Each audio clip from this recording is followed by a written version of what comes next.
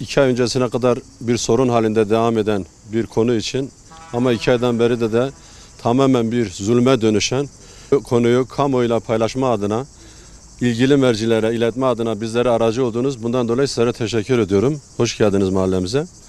Ben Yıldıztepe Mahalle Muhtarı, ismim Bayram Alışık.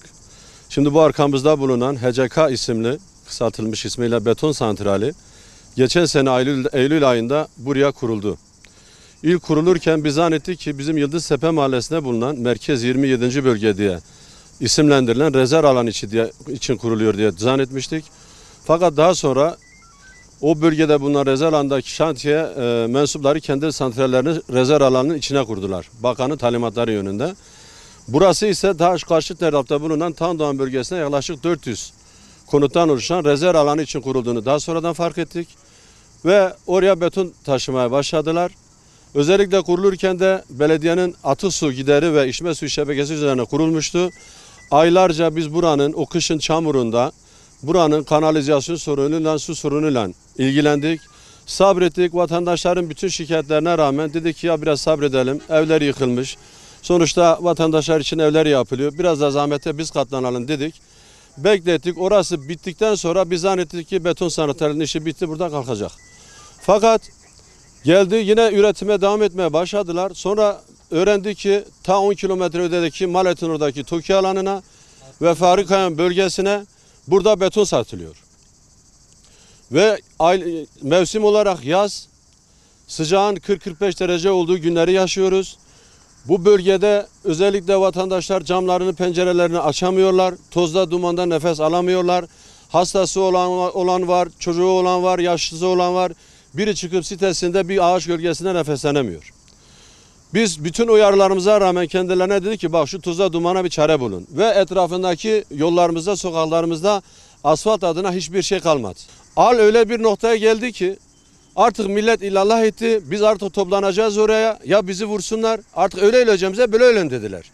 Ben de olayın ciddiyeti üzerine Sayın Valimizi gece saat 11'de bilgilendirdim. Sağ olsun Sayın Valimiz talimat verdi. Çevre Şehirciliğin ilgili kurum memurları geldiler. İncelemeler yaptılar. Dediler ki sivil yerleşim alanı içerisine kurulmuş, bu birinci yasaya aykırıdır. İkincisi aşırı toz duman çıkarıyor. Sağlığa aykırıdır. Tuttular 668 bin lira ceza yazdılar. Ve en kısa sürede buranın mühürlenip kapatılıp tahliye edilmesi yönünde karar aldılar. İlgili Sayın Vali Yardımcımız mühürledikten sonra, imzaladıktan sonra evrak kaymakamlığımıza intikal etti. Hemen intikal eder etmez kaymakamlığımız Batargazi Belediyesi Zabıta Amirliğini bilgilendirerek geldiler, burayı mühürlediler. Fakat olayın enteresan olan yönü şudur. Mühürlenme anında ben de oradaydım. Ve şantiye yetkilileri şu ifadeyi aynen kullandılar bizlere karşı. Siz mühürleyebilirsiniz. 1 saat sonra biz burayı yeni açtıracağız dediler. Ben inanmadım. Hani kızgınlık anında telaffuz edilmiş bir cümle olarak yorumladım. Bizim bakanlıkta adamlarımız var dediler. Biz burayı açtıracağız dediler. Ve arada bir hafta geçti. Burası tekrar aynı şartlarda hiçbir değişiklik yapmadan faaliyetine devam etmeye başladı. Ben inanıyorum ki Çevre Şehircilik Bakanımız Sayın Kurum'un bundan zerre kadar bilgisi yoktur. Ama bakanlık çalışanlarında kim bunların dostuysa, kim arkadaşıysa ben bilmiyorum. Bunu da çözmek milletvekillerimize ve bakanımıza düşer. Ve bugün burada toplanmamız, kim ister bu görüntünün gerçekten oluşmasını ben istemezdim. Ama buna bizi mecbur kıldılar. Çünkü bu sorun artık Malatya'nın bürokrasisini aşmış durumda. Bütün milletvekilleriyle de görüştüm. Böyle bir durumda biz basın açıklaması yapmak zorunda kalacağız. Yapın dedi, doğal hakkınızdır dedi. Şimdi bir firma burada para kazanacak diye, bakanlıkta adamları var diye, burada yaşayan yüzlerce hanenin, binlerce insanın sağlığını hiçe sayma hakları var mı? Çocukların, yaşlıların bir tanesi site bahçesine çıkıp 1 saat nefes alamıyor. Sıcaklığı görüyorsunuz, bunaltıcı havalar var. Böyle bir sıkıntı yaşıyoruz. Ben burada özellikle çağrımı Malatya milletvekillerine yapıyorum. Çünkü artık Malatya sınırlarını aştı bu sorun. Kronikleşen bu sorun. Şunu da ifade edeyim, ondan sonra şey yapayım. Şu tek kullanım yolumuz olan İtimat Sokağı, özellikle Büyükşehir Belediyesi'nde, ya Allah rızası için gelin siz bari buraya asfalt edin, en azından şu toz dumanı minimum seviyeye düşürelim dedik. Adamlar haklılar, dediler beton santrali kapatın ki biz yapalım. Çünkü yaptıkları asfalt 1 saat dayanmıyor. 60-70 tonluk araçlar geliyor, asfalt diyen hiçbir şey kalmıyor. Burada sayın milletvekillerine çağrım şudur. Bizim bu sıkıntımızı, bu bize yapılan zulmü görmelerini istiyorum. Ve bunu gerekirse Bakan Bey'le, aracı olanlar kimlerse bilmiyorum, onlarla görüşüp bir kere kanunen bile bakanın kendi telaffuzunu var diliyle söylediği beton santralleri kesinlikle ya rezerv alan içerisine kurulur ya da TOKİ bölgesine kurulur ya da yerleşim alanından uzak bir bölgeye kurulur. Yoksa bizim rezerv alanımızda da var şantiye. Biz şikayetçi değiliz. Usullere uygun kurmuş, işini yaptı, bitirmek üzeredir. Niye ona itiraz etmiyoruz? Ama kalkıp da bu adamın burada işi bitmesine rağmen, bizim mahalleyle yakından uzaktan ilişkisinin olmamasına rağmen, ben ticaretime devam edeceğim, sizin sağlığınız beni ilgilendirmez, sizin sıkıntınız beni ilgilendirmez deme lüksüne sahip değildir.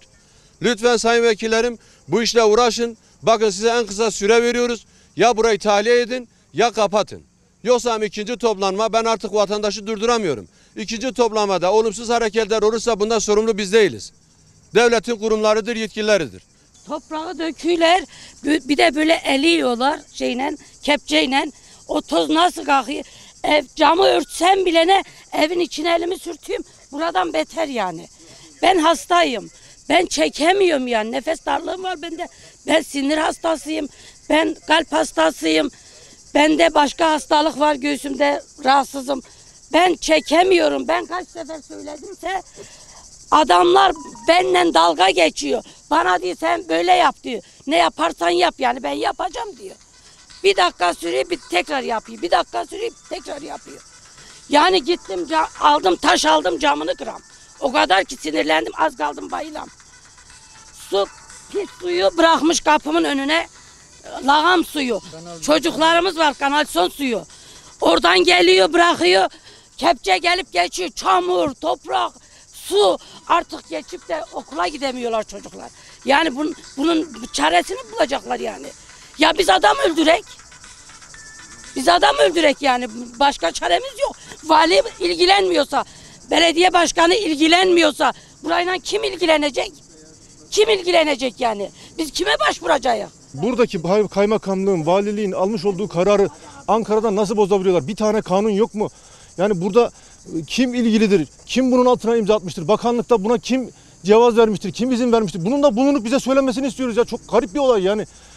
Kanun bir tane değil midir? Uygulaması gereken bir kanun yok mudur? Bunu Ankara'dan nasıl bozabiliyorlar? Bunu da çok merak ediyoruz biz yani. Burada kanunlar gereği kapatıldı, bir hafta sonra açıldı. Yani bunun şöyle bir alakası yok. Ülke amir de eğer buna gücü yetmiyorsa, bir müteahhile girmiyorsa o koltukta oturmaz. Ya Vali Bey'in de belli, bakın Vali Bey'in de bir yere kadar yetkisi var arkadaşlar. Yasalara uygun olmadığını belirten Vali Bey. Ama bakanlığa gidince bu iş valiye aşıyor.